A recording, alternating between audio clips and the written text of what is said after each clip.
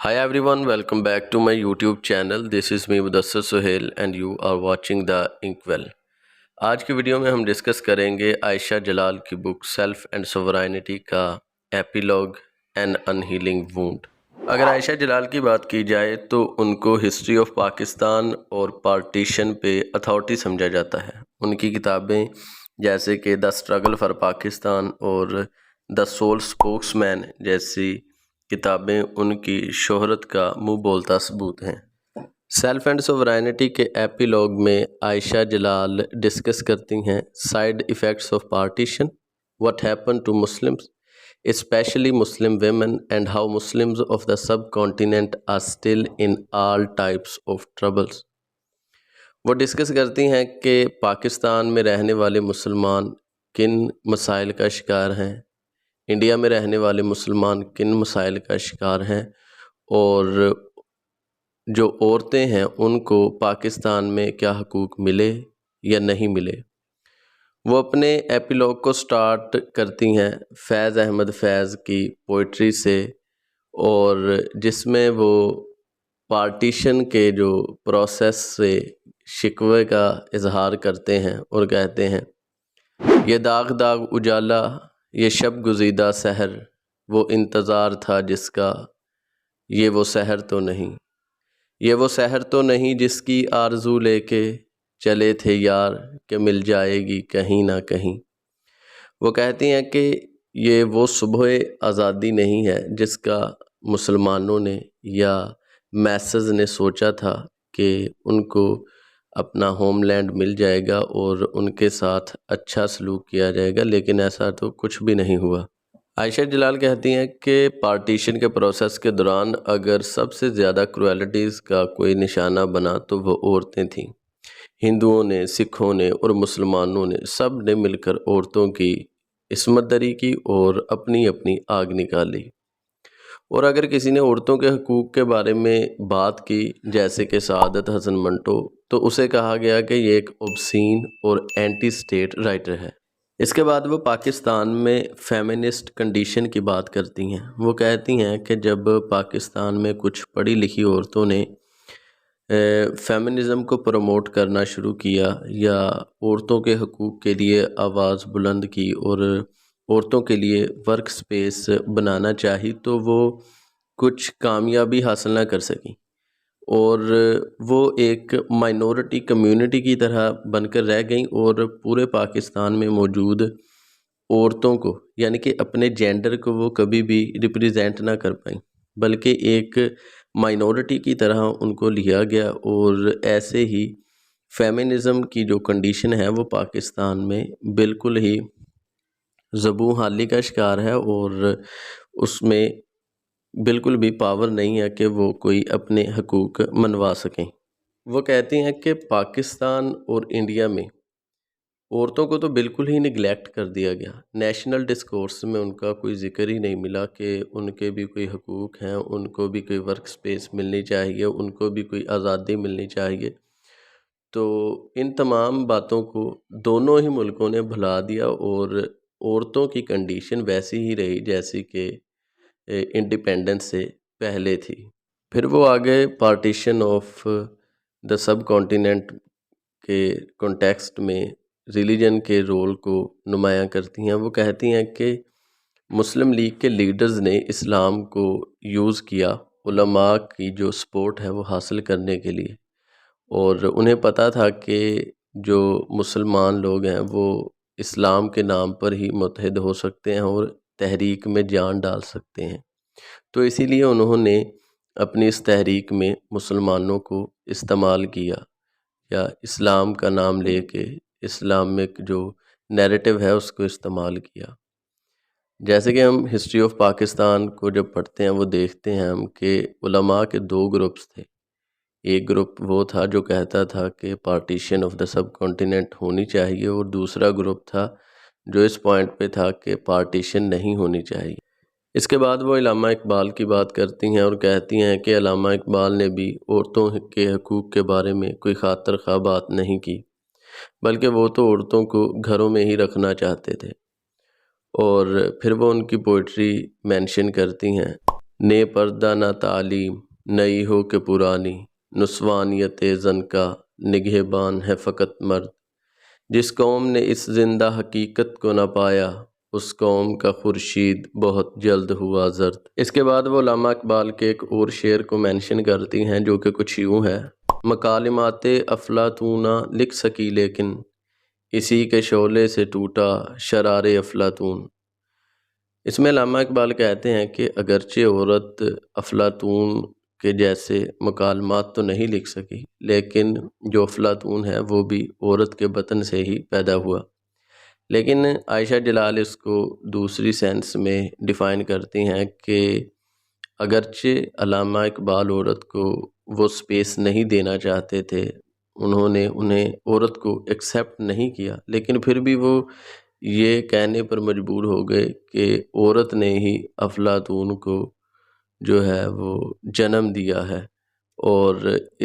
ان کے اس شعر میں بھی عورت کی ہی برتری ہے، یعنی کہ وہ علامہ اقبال کسی اور سینس میں عورت کی برتری کو بیان کر رہے ہیں، لیکن عائشہ جلال عورت کی برتری کو یا عورت کے مقام کو ریورس کر کے عورت کا مقام بیان کر رہی ہیں، جو کہ ایک فیمنسٹک پرسپیکٹو ہے۔ اس کے بعد عائشہ جلال ساؤتھ ایشیا میں پاکستان، انڈیا اور بنگلہ دیش میں مائنورٹی کمیونٹیز کا ذکر کرتی ہیں۔ وہ کہتی ہیں کہ ان تینوں ملکوں میں مائنورٹیز کو ان کے حقوق نہیں مل سکے جو ملنے چاہیے تھے، اور ان کو ایکول سٹیزن شپ نہیں مل سکی۔ وہ پاکستان میں احمدیہ کمیونٹی کا ذکر کرتی ہیں، اور انڈیا میں جو مسلمان ہیں ان کا ذکر کرتی ہیں کہ یہ لوگ سٹل مشکلات کا شکار ہیں اور ان کو ان کے حقوق نہیں مل سکے، اور پوسٹ کولونیل سٹیٹس تینوں نے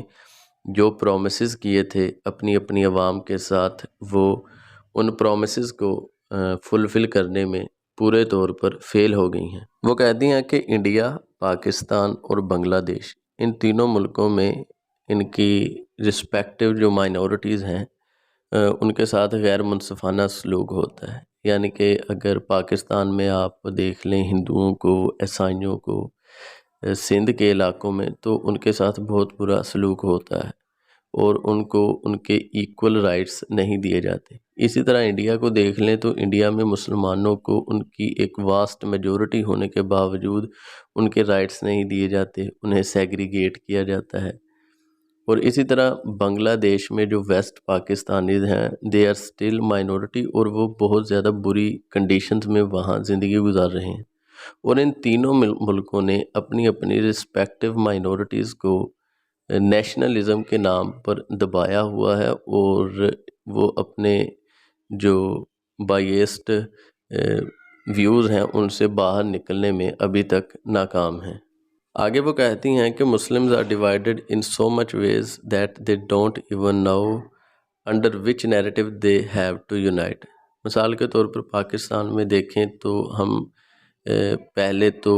فرقہ کی بنیاد پر ڈیوائیڈ ہیں، پھر ذات کی بنیاد پر ڈیوائیڈ ہیں،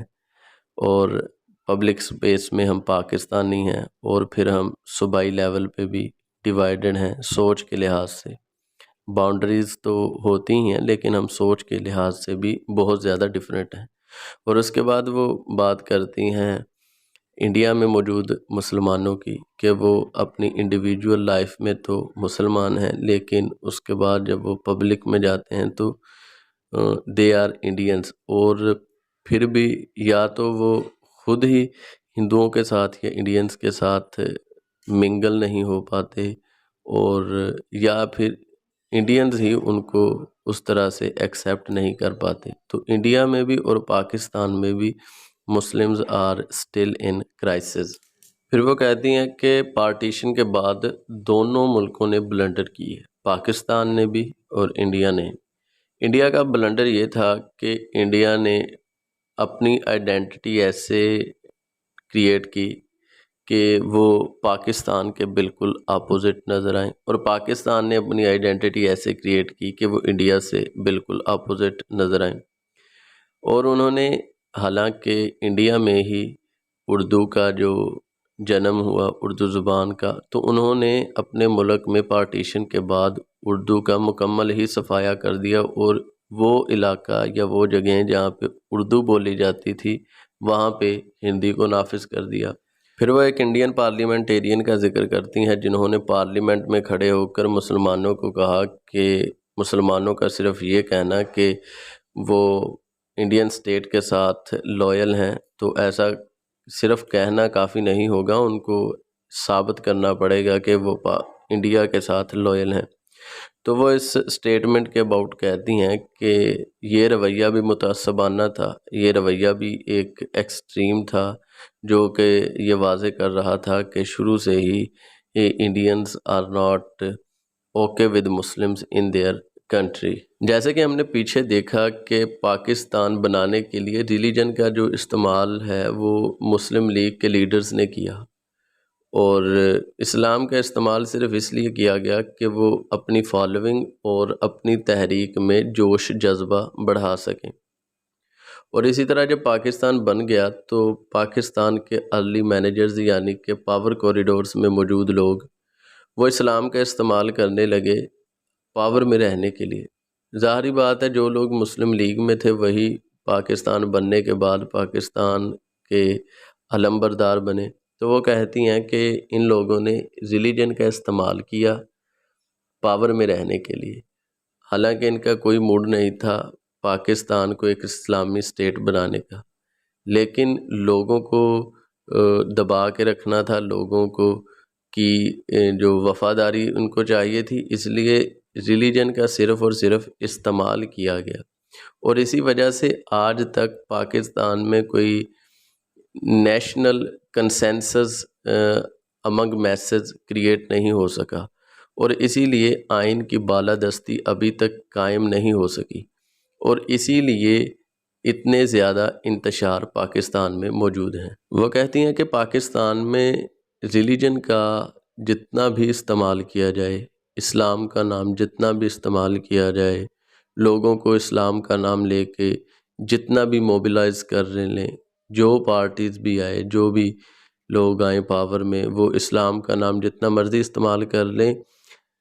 پھر بھی پاکستان میں جو پاکستانی پولیٹکس ہے وہ ابھی بھی نان ریلیجیس فیکٹرز پہ کام کرتی ہے، اور نان ریلیجیس فیکٹرز پہ ہی کام کرتی رہے گی۔ ریلیجن کا اتنا رول نہیں ہے پاکستانی پولیٹکس میں۔ وہ کہتی ہیں کہ پاکستانیوں کو ریلیجن کے ساتھ جو obsession ہے، جو کچھ لوگ ہیں پاور کوریڈورز میں بھی ہے، میسز میں بھی کچھ لوگ ہیں، ان کو یہ اپنی obsession ختم کر دینی چاہیے، اور پاکستان کو ایک نیشن سٹیٹ کے طور پر چلنے دینا چاہیے، جہاں پر تمام کمیونٹیز کو ایکول رائٹس دیے جائیں، ایکول اپرچونٹیز دی جائیں، اور کسی کو بھی سیگریگیٹ نہیں کیا جانا چاہیے on the basis of colour, creed اور ریلیجن۔ اس کے بعد وہ انڈین مسلمز کا ذکر کرتی ہیں اور کہتی ہیں کہ انڈین مسلمز کو اپنی ریلیجیس آئیڈینٹی کریٹ کرنے کے بجائے، جو کہ ہندو آئیڈینٹی کے بالکل مخالف ہوگی اور کلچرل اور کمیونل کلیش کو جنم دے گی، اس کے بجائے اگر وہ اپنی انڈین آئیڈینٹی کریٹ کریں تو وہ ہندوؤں کے ساتھ زیادہ بیٹر طریقے سے رہ سکیں گے، اور وہ انڈین نیشن سٹیٹ کا حصہ بن سکیں گے ایز مسلمز۔ تو آج ہمارا یہاں پہ لیکچر ہوا ختم۔